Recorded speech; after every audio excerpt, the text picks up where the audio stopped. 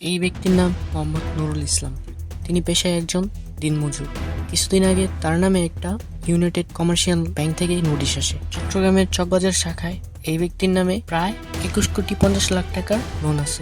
শুধু তিনিই নয়, এই ব্যক্তির নাম মোহাম্মদ শাহজাহান, পেশায় একজন রিক্সা চালক। এই ব্যক্তির নামে লোন আছে 7,50,00,000 টাকা এবং এই ব্যক্তি নাইট গার্ডের চাকরি করে।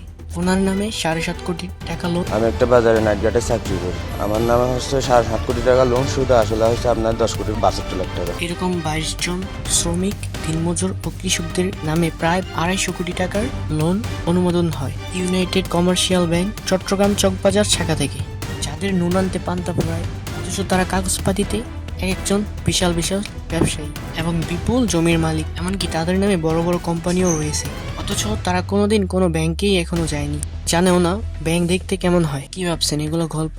একবারেই তাই নয়। এইসব দরিদ্র মানুষের নামে যদি থাকতে পারে কোটি কোটি টাকার লোন, তাহলে আপনার কোনো ভুলের জন্য হঠাৎ করে কোনো এক চিঠি আসতে পারে, কোনো এক ব্যাংকে আপনার নামে রয়েছে কোটি টাকার লোন।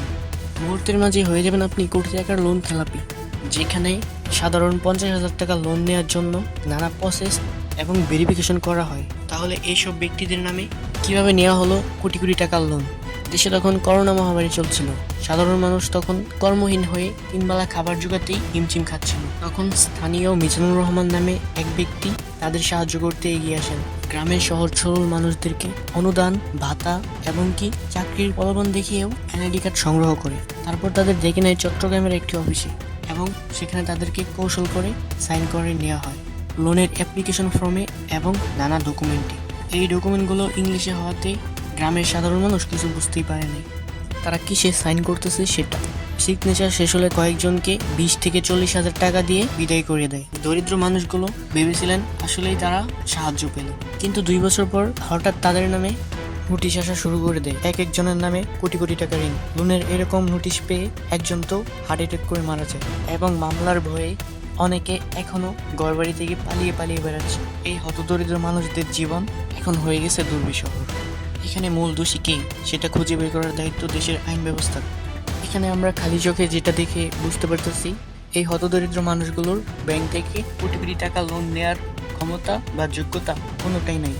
কিন্তু এই ধরনের জালিয়াতি ঘটনা আপনার সাথেও ঘটতে পারে আপনার কোনো ভুলের কারণে। আমরা নানা কারণে আমাদের এনআইডি কার্ডের ফটোকপি এবং পার্সোনাল ডকুমেন্টগুলো অন্যের সাথে শেয়ার করে থাকি। না জেনে না পড়ে আমরা অনেক ডকুমেন্টে সিগনেচার করে থাকি, না বুঝে অন্যের লোনের গ্যারান্টার হই। এসব কারণেই আপনার সাথেও ঘটতে পারে এই ধরনের ঘটনা, তাই সবসময় সাবধানে থাকবেন। আর কোথাও সিগনেচার বা আঙুলের ছাপ দেওয়ার আগে অন্তত 10 বার ভেবে নেবেন। একজনের ডকুমেন্ট দিয়ে অন্যজনের ব্যাংক থেকে লোন নেওয়ার এই ধরনের ঘটনা প্রায় অনেক জায়গায় ঘটতেছে, তাই সম্ভব হলে একবার নিজের সিআইবিটা চেক করে নেবেন। তাহলে জানতে পারবেন কোন কোন ব্যাংকে আপনার নামে কত টাকার লোন আছে। নিজে সতর্ক থাকবেন এবং ভিডিওটি শেয়ার করে আপনার ফ্যামিলি এবং বন্ধু বান্ধবকে সতর্ক করে দেবেন।